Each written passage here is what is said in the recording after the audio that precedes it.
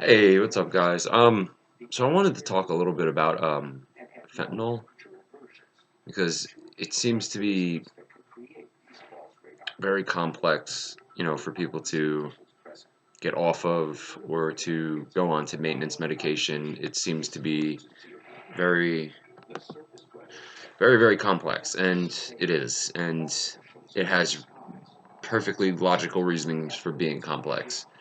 Um, with the multiple analogs that they have, some have legs, some don't. Uh, I'll be honest with you, most of the stuff from the street, from what I remember back in the day with the pills, the pressed 30s, I remember there were times, 4 hours, full blown withdrawal. 8 hours took a Suboxone, nothing, that was fine. It helped. You know what I mean? It's you guys got to understand. One, it has to do with, and you've heard this before, obviously. It has to do with your metabolism. It has to do with your genetics. It has to do with um, your liver enzymes. It has to do with multiple different aspects of your body that are going to tell your story of how the withdrawal plays out, or you know how your induction on buprenorphine is going to be. You know what I mean? It's not easy to. There's no one. It's not a one fits all kind of thing. You know what I mean? I see a lot of people asking, obsessed with it. Like it's, you gotta try to relax a little bit because, like, you're looking up other people's videos and you're seeing what they went through. And now your subconscious now knows it. Now it's like, oh, this guy went through this. He experienced this. This happened. This happened. So your brain keeps it, here until it's time to make a move, and then you start to get really, really worried. You start to get really, really anxious. Now let me tell you, look at me. I'm looking you dead in the eye. Anxiety causes almost every symptom of withdrawal. For instance, you've heard people that were, let's say, for example, someone's out in the woods, right? They run into a bear. You hear people say, "Did you shit your pants?" Excuse me for cursing, for all the women that might be watching. Sorry about that. Um, did you crap yourself? Did you pee yourself? There's a reason people say that. Like that's not just something someone made up. People say, "Did you crap yourself? Did you pee yourself?" Because when you go into fight or flight mode, when your anxiety starts to kick in, when your cortisol starts to shoot out through your body. Now, mind you, your adrenal glands sit on top of your kidneys. So back pain, cortisol, sound familiar? Withdrawal, back pain. That's why the back pain is always there. It's not just because your back hurts. Your adrenal glands are pumping. That's why alpha and beta blockers are helpful. Clonidine, alpha blocker, propranolol, beta blocker. They help with benzo withdrawal. They help with opiate withdrawal. I'm assuming alcohol withdrawal. I don't drink. I don't know that part, but same receptor as benzos. GABA's A and B. I call it GABA's. GABA alcohol, GABA benzo. That's what I call GABA A and B. That's my little phrase for it. Can literally make you crap yourself. Your sphincters, everything opens up when you get scared, when you're frightened. You know what I mean? And withdrawal is scary. You know what I mean? It's not the scariest thing in the world. It really isn't. It's scary. There's a lot more scary stuff that can happen to you out there, but it's scary. And you're not crazy for feeling scared. You know what I mean? But the thing is your brain is so, like, most of us addicts, we're so intelligent. We're actually almost too intelligent for our own lives. Like, we get it. We get reality. And that's sometimes why a lot of people use. We got to cope with the fact that we understand reality to an extent that others can't. Um, but anyway, back to my point. You know, when you read into and watch other people's experiences, yeah, it's helpful. It is helpful to an extent, but it's not going to tell your story. Like me personally, I'm not going to tell you how you're going to feel. I don't know. You got, how much do you weigh? How much do you, use a day, you don't know how much fentanyl is in the stuff you're doing. That's another big thing people don't realize.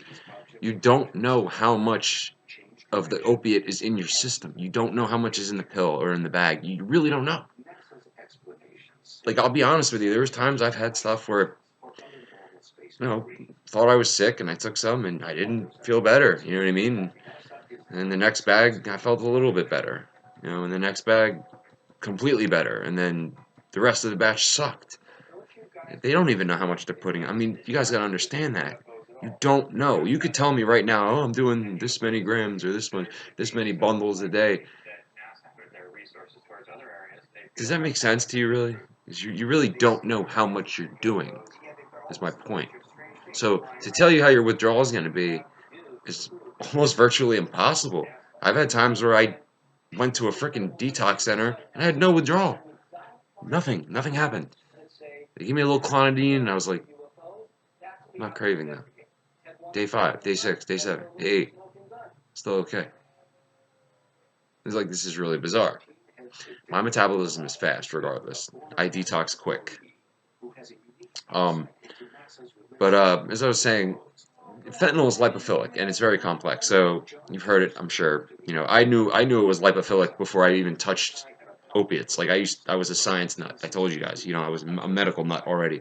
I knew about fentanyl. I knew about its different analogs. When it hit the streets, I was shocked, but I wasn't shocked as in, what is this? Like, I knew what it was. You know what I mean? I already knew what it was. So it's so complex that I'll tell you real quick. There was a time I was in withdrawal, and I had good stuff at the time. It was good stuff. Oof. I don't like thinking about the past, but it was so complex that my left leg was in withdrawal, my left hand wasn't, my right hand was, and my right leg wasn't in withdrawal. Like, I felt chills and sweats. Like, I'm that leg, this leg, no. This hand, yes. This hand, no. Like, I'm like, what the hell? Like, it's that complex. There was times where this is for anybody that's a neuro nut. If you get it, you get it. If you don't, you don't. Whatever. There's times where my right brain was in withdrawal and my left brain wasn't in withdrawal. You know what I mean? Like, it gets that complex. Like, my motor functions were okay. Like, I remember there was a time, like, I could sleep, but I felt like crap. Like, I felt I was sweating. But I could sleep. I'm like, when do I ever sleep in withdrawal? I mean, it's that complex. You really don't know how much you're getting. You don't know how much you're doing. You don't know what your withdrawal is going to be like. There are ways you can tell, though. Like, there are small ways you can tell if what you're doing is actually a pure opiate, because, like, this is going to sound a little awkward, but there was a time I was using, and opiates, they constipate you, right? So 7 days on end, you don't go. If you do, it's a little sorry for the.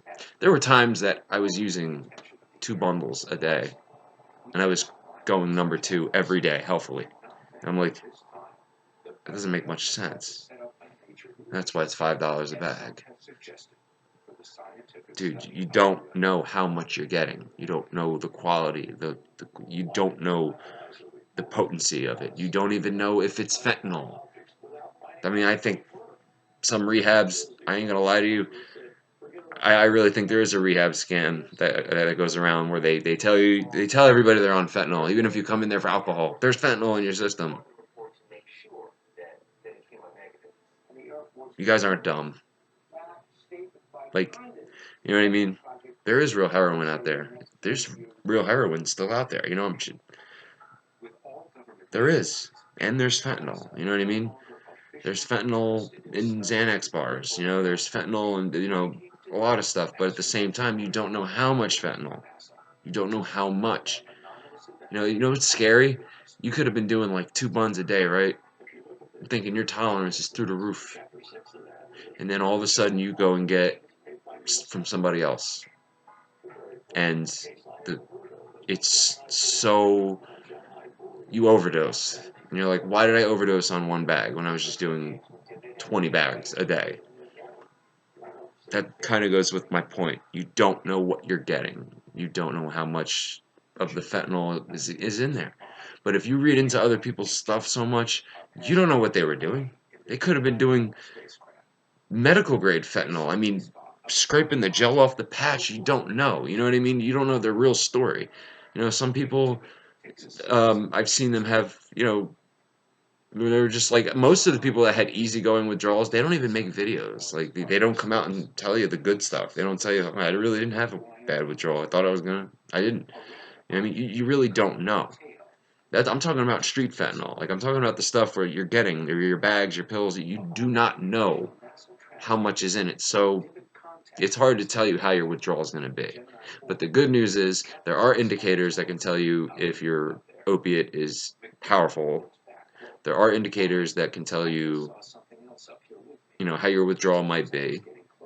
There are some little signs that you can, you know, um, but don't freak out. You know what I mean? Like, just think about it as like,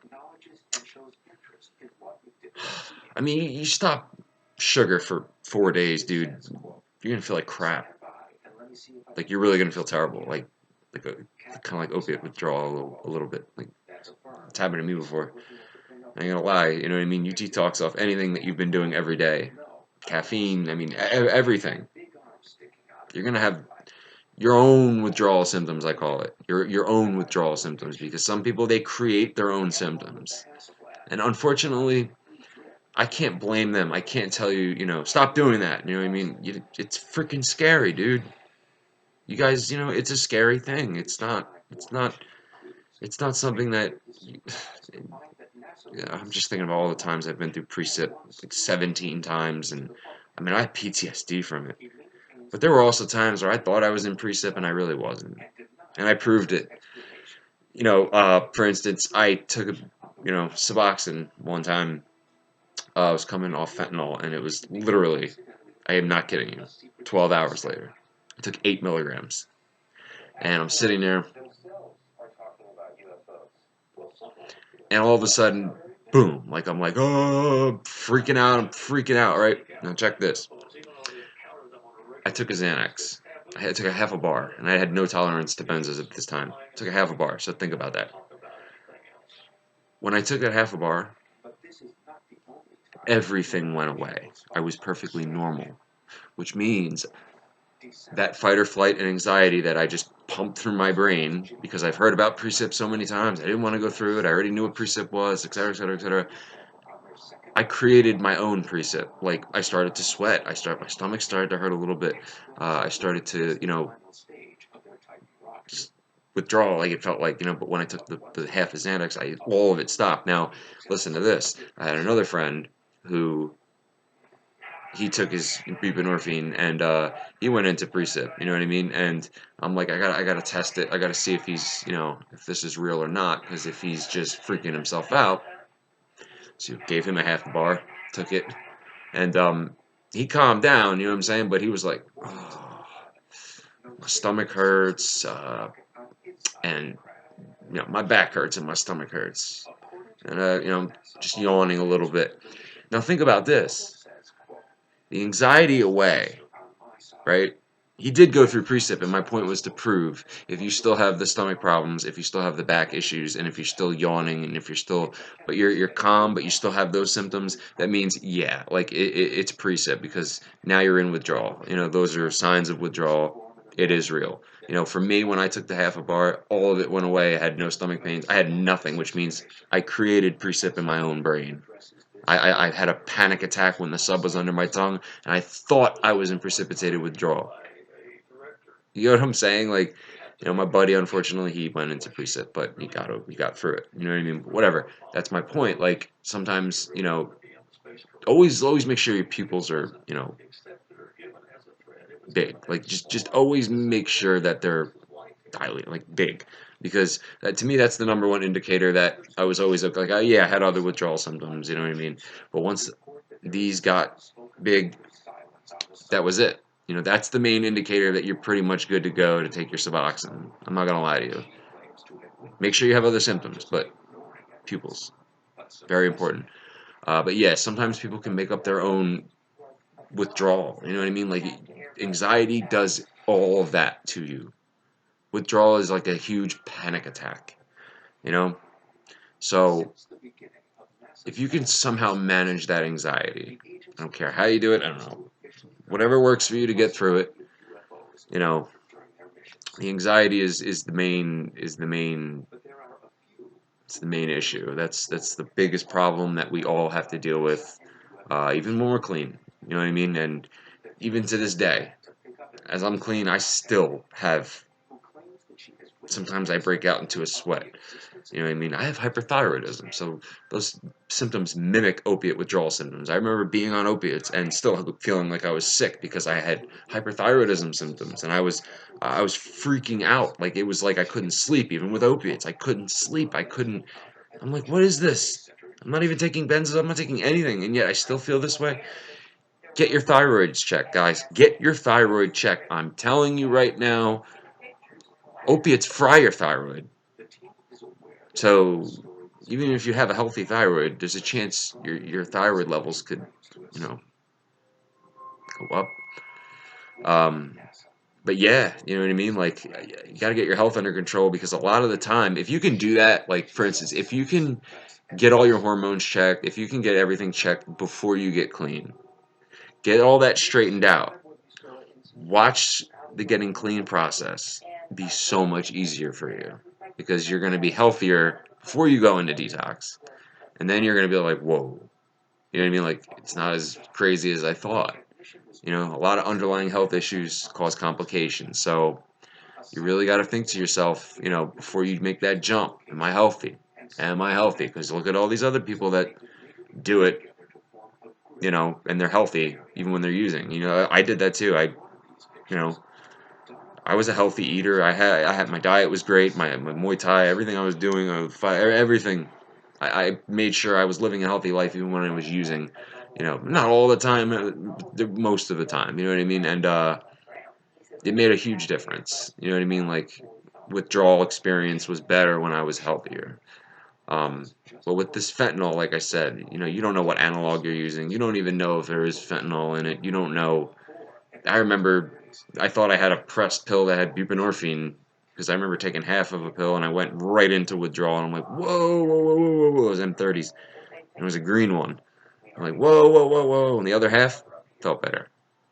Very complicated. But the fentanyl, yeah, it's lipophilic in every aspect of your body, though. You know what I mean? Like it's complicated. So, but then again, don't freak yourself out because some people, you might think your tolerance is super high. You're just getting crappy dope. Your tolerance is actually. There was one time when I was doing fentanyl in the past, I remember I laid on my bed and somebody gave me a Oxycontin 10 milligram, right? A 10 milligram Oxycontin pill, which is nothing to us, as you guys know. I took that pill. It felt like the first time I've ever taken an opioid. I crap you not.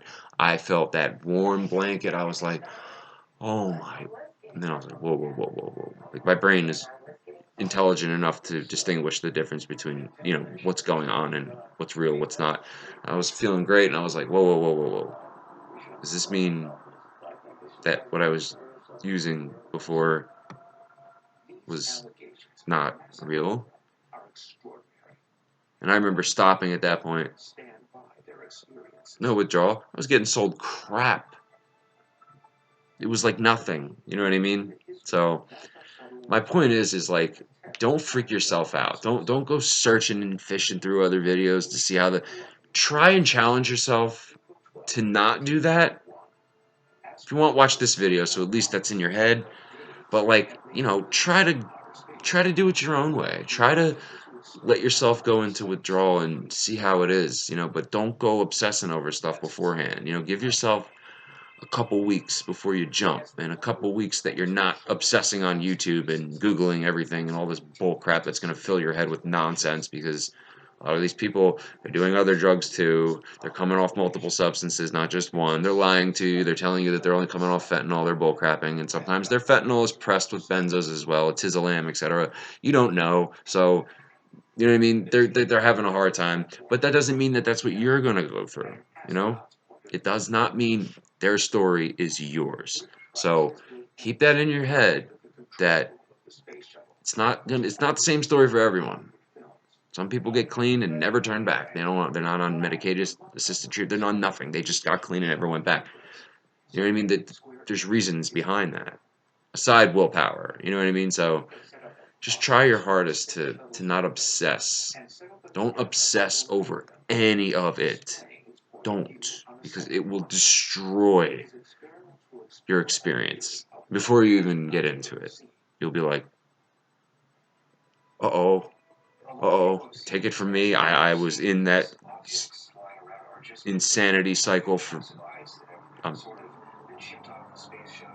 I know I told you guys don't read into other people's crap, but this is a little different what I'm telling you. If you get what I'm saying, don't obsess into everybody else's experiences, because it will be your experience. If you keep obsessing over it, you become it. Your mirror neurons, everything's working. Remember, your brain's always working, so it's going to mimic what it wants. It's going to take whatever information it heard, put it in the back of your head, and when the time comes for withdrawal, it's going to go whoosh,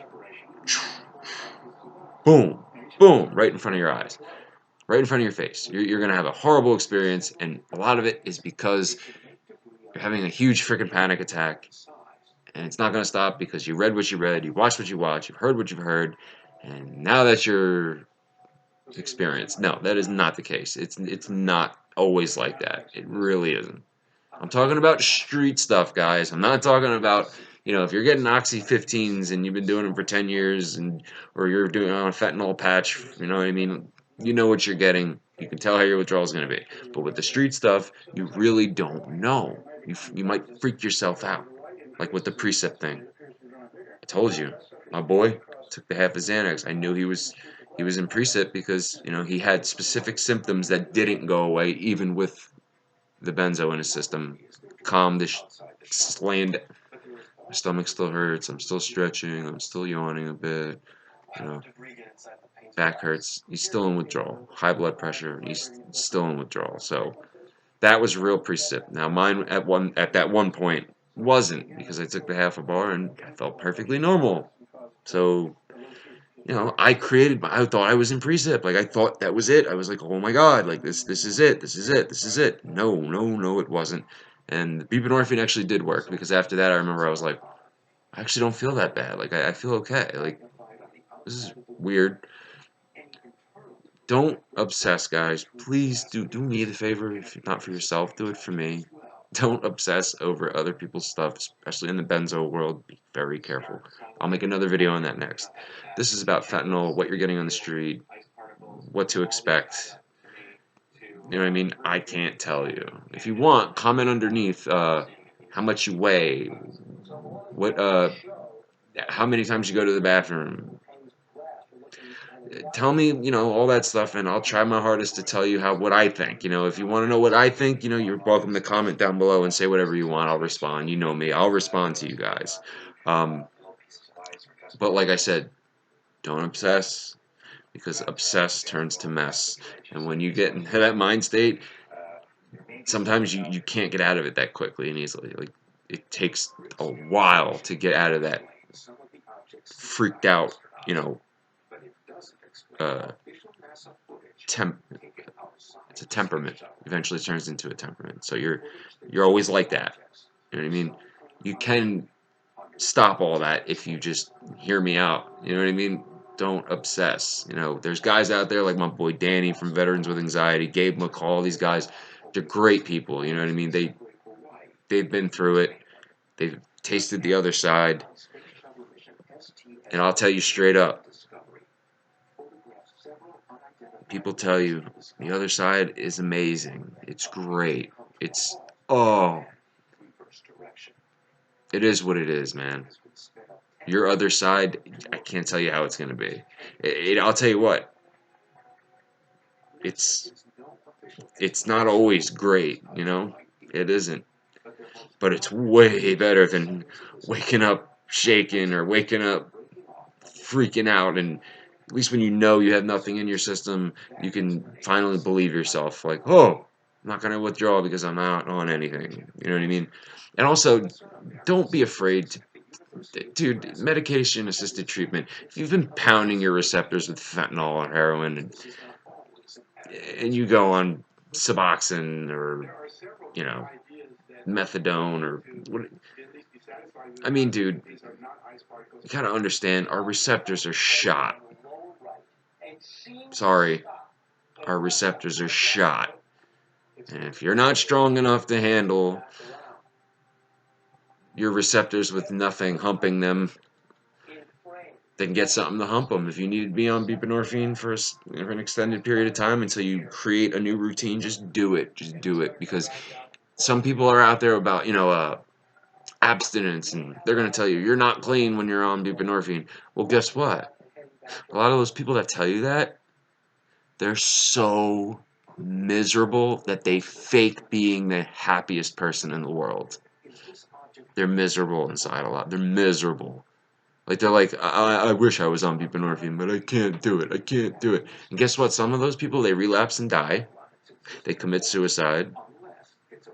Or they just turn into complete miserable people, and it's sad. You know what I mean? I've been there before. Like, I've been there.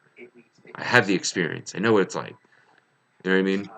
But if you, like, set your mindset before you do all this, if you take in the information I'm giving you, you might look at it differently. You might not need any medication assist. Neuroplasticity is real, dude. You can change literally overnight. Like, it sounds crazy, right? You can change overnight. You can change within an hour.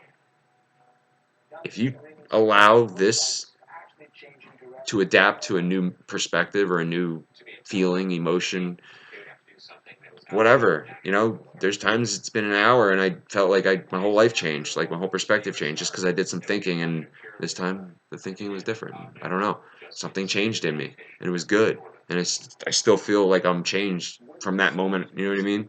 There were still other things that needed to be worked on, but something in me that was uncomfortable did change.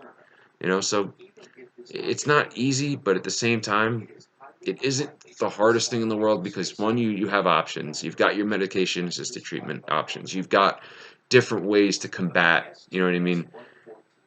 Don't be one of those people that's going to be like, oh, I don't want to take medication ever again. Well, guess what, dude? Since you've been birthed, you've been tainted with medication. You're never going to be this complete organic organism that goes around and is just perfect. It's never going to happen. Your genetics tell your story. You're either going to die young or you're going to die older. I know people that have been smoking crack cigarettes, doing heroin, and they're 90 years old now, and they're still living and doing the drugs and still alive and not dead. Kidneys healthy, liver healthy, tells you that. And they don't live healthy lifestyles. Some people in their 70s and their 60s, they don't live healthy lifestyles. They eat like crap, but they're built right. I don't know. And you don't know either. You can find out.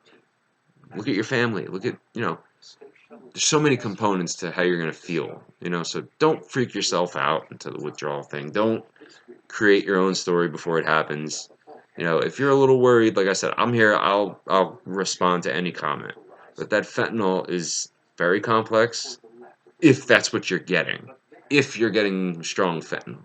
If you're getting an analog that has legs. If, all these ifs. But unfortunately, you don't know. And it sucks. That's what makes the whole new addiction world suck, is that you don't know what you're getting. You don't know how much of what is what. Am I right? I'm just good. By my experience, you don't know. You don't know what you're getting. You don't know what you're going to get. You don't know how good it is. You've been using. No matter how much of what you've been using of what, you've been using, so your mindset's not going to change. You get your dope, you're good. But you're not getting high. Sometimes you don't know. Like, you're not even numbing anything anymore. Most people that are so far in, you're not even numbing anything. Like, it goes from using to get high, using to numb certain things, and then it goes from that just goes away to just feeling not sick. Now, remember, getting clean, that getting not sick part, when you get clean, that's what you're going for. So realistically, you're going for the same thing. You just, unfortunately, when you get clean, you got to go through a few things, and you get there. You know what I mean? But if you keep letting these details taint your head that you're reading everywhere and all these others, it's going your brain's gonna, it's psychosomatic. Like, you're going to have symptoms that aren't actually supposed to be there right now. You allowed them to be there. You've opened the door for them. So, don't hurt yourself about it. You know what I mean? It's freaking scary, dude. Look at the world we live in now. The freaking drug world is insane. It's not even how it used to be. Like, there used to be a time where using heroin was safer than what's going on now. I mean, isn't that crazy? I had a dream all addicts quit in the world. They all rallied up and got clean because it was so complicated.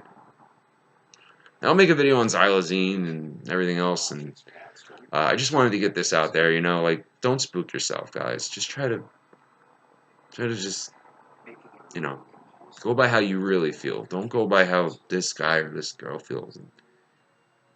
The 8 billion, probably more than 8 billion humans on Earth. You think they're all going to feel the same way? You chop their arm off, they're all going to have that pain. They're all going to be like, oh no, my arm's cut off. But if you're going through withdrawal, like, that's all, a lot of it. Or even the symptoms created come from, your adrenal glands, your back pain. It sucks, dude, but there's medication you can use, and don't be afraid to use it, guys. Like, if they're gonna give you clonidine, it's an alpha blocker. Just freaking use it. Don't complain about it.